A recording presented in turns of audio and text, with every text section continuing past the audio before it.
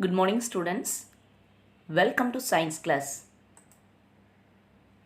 Today we are going to learn about 7th standard science, first term, 6th lesson, health and hygiene, part 2. So listen carefully, children. Make a note of important points. In last class, we have discussed about health. Tell me, what is health? Health refers to the state of a sound mind and body free from any sickness or ailment and stress. It also refers to the physical, emotional and physiological well-being of a person. Tell me, what is hygiene? Hygiene refers to the good habits and their practices which is followed to prevent diseases and maintain good health. As we all know, personal hygiene. Tell me, what is personal hygiene? Personal hygiene is the branch of health which is concerned with the individual adjustment to the pathological needs of the body and mind for the attainment of the maximum level of health. In last class, we have seen community hygiene. What is community hygiene? A community is formed by a group of people living together in a particular area. To maintain basic community hygiene. What are the steps involved in basic community hygiene? Let's see. The surroundings should be kept clean. Drains should be covered properly. The domestic waste should be segregated and properly disposed of safely in separate dustbins provided by the government. Used water from houses should not be let out into open drains or open areas. At last, we have learned care of the body. First one, dental care. Good oral hygiene implies sound teeth and healthy gums with healthy surrounding tissues. Teeth is essential for good appearance and clear speech also. Second one, eye care. Eyes are an important organ of the body. They are considered as windows to the world. 80% of what we perceive comes through the sense of sight. Third one, we have seen hair care. The condition of the hair reflects to some extent the nutritional status and general health of the body. Thin, sparse hair and the loss of hair indicates a poor nutritional state. The oil, sweat and dead cells all add together and make the hair greasy and dirty. Okay students, today we are going to learn about disease, types of disease, that is communicable and non-communicable disease. Third one, safety and first aid. All these topics covered in book page number 79 to 84. Okay students, let's start today's session. Tell me, what is disease? A disease is the functional and physical change from a normal state that affects the health of a person by causing disability or discomfort. What is disease? A disease is the functional and physical change from a normal state that affects the health of a person by causing disability or discomfort. The following are reasons that could lead to the development of disease in an individual. Infection caused by disease by causing microbes. Lack of balanced diet. poor lifestyle and unhealthy habits, malfunctioning of one or more body parts or organs. Students, different kinds of sickness and their causes. The prevention and treatment of sickness can be considered in two groups. They are communicable disease and non-communicable disease. What is communicable disease? They are the disease which spread from one person to another. Example, cholera and typhoid. What is non-communicable disease? Yes, they do not spread from person to person. They are caused by other factors. Example, heart attack and headache. Let's see about communicable disease. As we all know, they are the disease which spread from one person to another. They spread through contaminated air, water, food or vectors. Vectors nothing but insects and other animals. Example, tuberculosis, cholera, typhoid, hepatitis, chickenpox and rabies. Now we will see about diseases caused by bacteria. That is communicable diseases caused by bacteria. First one, tuberculosis. TB is caused by Mycobacterium tubercle and spreads from one person to another person through air by spitting and prolonged contact with sharing materials of the patient. What are the symptoms of TB? Let's see. Fever, weight loss, chronic cough, blood spitting and difficulty in breathing. Next one, prevention and treatment of TB. First necessary step is BCG vaccine. Second step, giving special attention to the patient. At last, the patient should take regular medication like DOT. DOT means directly observed treatment. Second bacterial disease is cholera. Cholera is caused by Vibrio cholera and spread through the consumption contaminated food or water. Symptoms of cholera is vomiting, severe diarrhea and cramps in legs. Prevention and treatment of cholera is good hygiene practices like washing hands before eating. Second step, avoid eating uncovered food from street vendors. Third step, drinking boiled water. Fourth step, getting vaccination against cholera. Third bacterial disease is typhoid. Typhoid is caused by Salmonella typhi and spreads by contaminated food and water. Let's see the symptoms of typhoid. Anorexia. Anorexia means loss of appetite. Headache, rashes on abdomen, dysentery and high fever up to 104 degree Fahrenheit. Next one, prevention and treatment of typhoid. We should drink boiled clean water, proper disposal of sewage and get proper vaccination. Now we are going to learn about disease caused by virus. The first disease is hepatitis.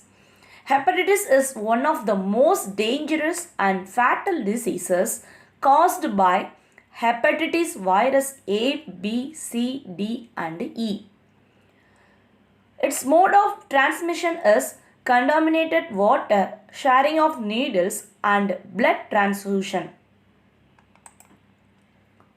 Let's see the symptoms of hepatitis.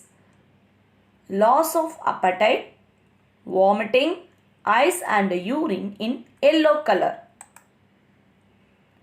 Now we will see the prevention and treatment of hepatitis. Drinking boiled water and proper cleaning of hands. Second viral disease is chickenpox. Chickenpox, also known as varicella. It is a highly contagious infection caused by the varicella zoster virus. This disease spreads through air and contact with an infected person. Let's see symptoms of chickenpox. Appearance of rashes on the whole body, fever, headache and tiredness. Yes. Now we will see prevention and treatment of chickenpox. The chickenpox vaccine is the best way to prevent chickenpox. Special attention should be given to the infected persons. Third viral disease is rabies. It is a fatal disease which is transmitted by the bite of the infected dog, rabbit, monkey, cat, etc. Yes, it is a fatal disease which is transmitted by the bite of the infected animal. The virus present in the saliva of dog enters the brain through neurons. Next one, symptoms of rabies. Hydrophobia, that means extreme fear for water. Fever for 2 to 12 weeks and exaggerations in behavior. Now we will see prevention and treatment of rabies. In early stages, rabies is very difficult to detect. After an animal is bitten, it usually takes 2 to 12 weeks to show any symptoms, and it may take as long as 2 years also. Fatality can be prevented by timely vaccination before the onset of symptoms. Fatality can be prevented by timely vaccination before the onset of symptoms. Now we are going to learn about vaccine. What is vaccine? A vaccine is a biological preparation that provides active acute immunity to a particular disease. A vaccine is a biological preparation that provides active acquired immunity to a particular disease. Vaccines like BCG, polio, MMR are given at early childhood to protect from other diseases. Now we are going to learn about non-communicable diseases. What is non-communicable diseases? They do not spread from person to person. They do not spread from person to person. They are caused by other factors. They are never caused by germs, bacteria or other living organisms that infect the body. Antibiotics or medicines that fight against germs do not help to cure non-communicable diseases.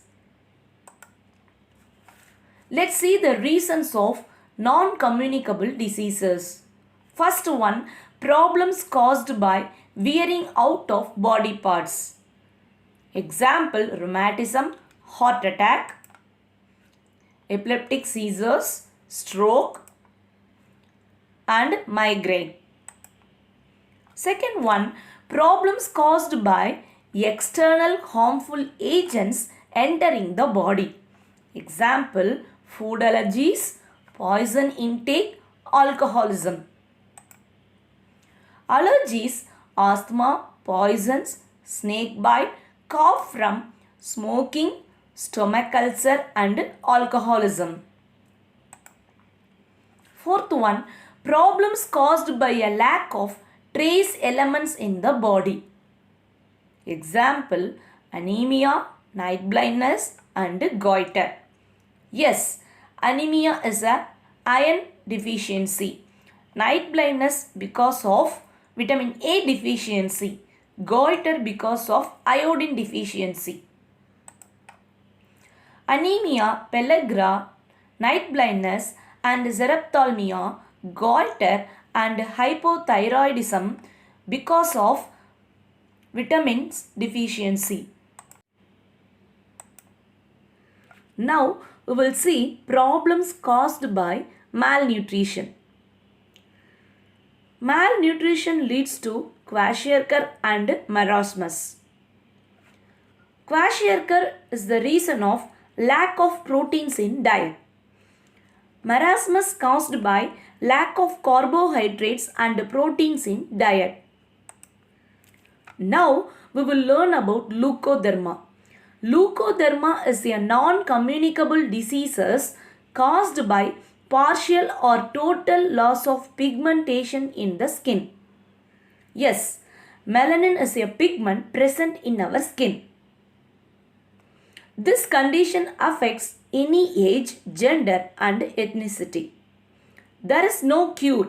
It doesn't spread by touching, sharing food and sitting together. There is no cure for Leukoderma.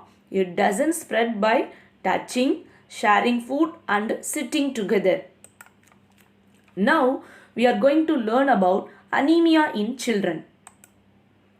Yes, specific health problems of children leads to anemia.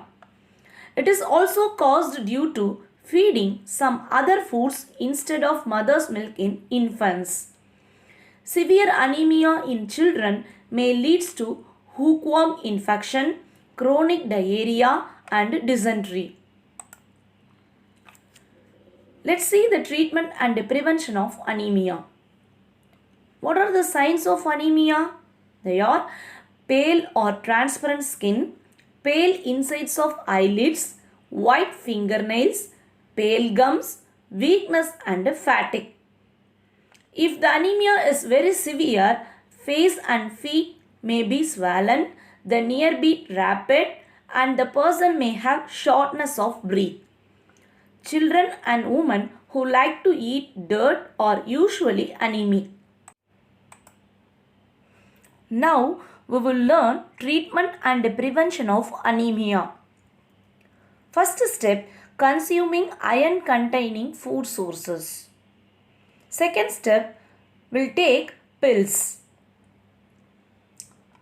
So what are the food sources? Moringa leaves, dates, sheep and chicken liver, green leafy vegetables, beans, peas, lentils and green banana. Pills like cod liver oil tablet, ferrous sulfate. Students, listen.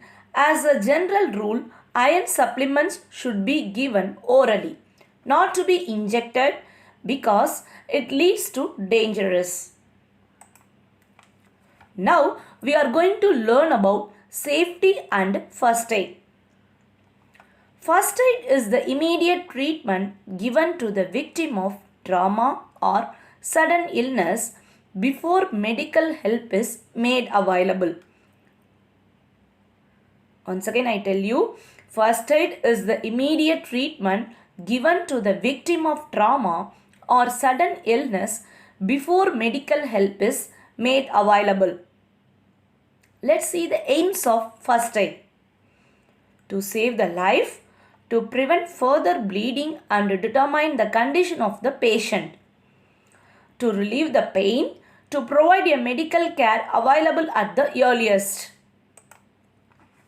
Now we are going to learn about burns. What is burns? The tissue damage caused by the heat, chemical, electricity, sunlight or nuclear radiation is known as burns.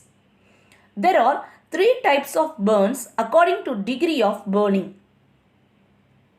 First type, first degree burns affect only outer layer of the skin. First degree burns otherwise called epidermis. Second degree burns damage the epidermis and the layer beneath it called dermis. Second degree burns damage the epidermis and the layer beneath it called dermis. Third type, third degree burns.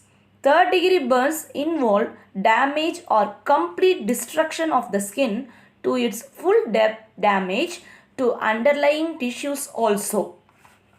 Once again I tell you, Third degree burns involve damage or complete destruction of the skin to its full depth, damage to underlying tissues also. Students, listen. What are the necessary steps we should follow to the affected burning person? The affected area should be washed with the cold water and an antiseptic cream should be applied to the first degree burn. If the person affected by the first degree burn means, we should give the treatment like the affected area should be washed with the cold water and an antiseptic cream should be applied. In case of severe burns where deeper layers of tissues get destroyed and blisters appear, use of water should be avoided. The burn area should be covered with a clean, non-sticking cloth or bandages. Larger burns need immediate medical attention. Now we will learn about cut and scratches. Cuts and scratches are areas of damage on the surface of the skin. Let's see first aid for cuts. First step, for minor cuts, the affected area should be washed with cold running water and cleaned with antiseptic liquid. Second step, if the cut is deep, a clean cotton pad should be placed on the cuts and pressed, and the injured person should be taken to a doctor immediately. Now we are going to learn about basic cleanliness and protection. The most important thing is to help anybody, but you must also protect yourself from HIV and other bloodborne diseases when you help someone who is bleeding. You should wear gloves or a clean plastic bag on your hands. Tell me, what is HIV? It is a virus, human immunodeficiency virus. Once again, I tell you, the most important thing is to help anybody, but you must also protect yourself from HIV and other bloodborne diseases when you help someone who is bleeding. You should wear gloves or a clean plastic bag on your hands. Students, be careful not to prick yourself with needles or other sharp objects around the person you are helping. Once again I tell you, be careful not to prick yourself with the needles or other sharp objects around the person you are helping. Okay students, I hope you are all clear with today's session. It's time for evaluation. Be ready students. Answer the following questions. First question, why the first aid is essential? Second question, give any two communicable disease which spreads in your locality during monsoon. Third question, distinguish between the following pairs, communicable diseases and non-communicable diseases. Fourth question, name the mode of transmission of communicable disease. Fifth question, what is burn? Give the types of burn. Okay students, 7th lesson, visual communication is to be continued in next session. Thank you.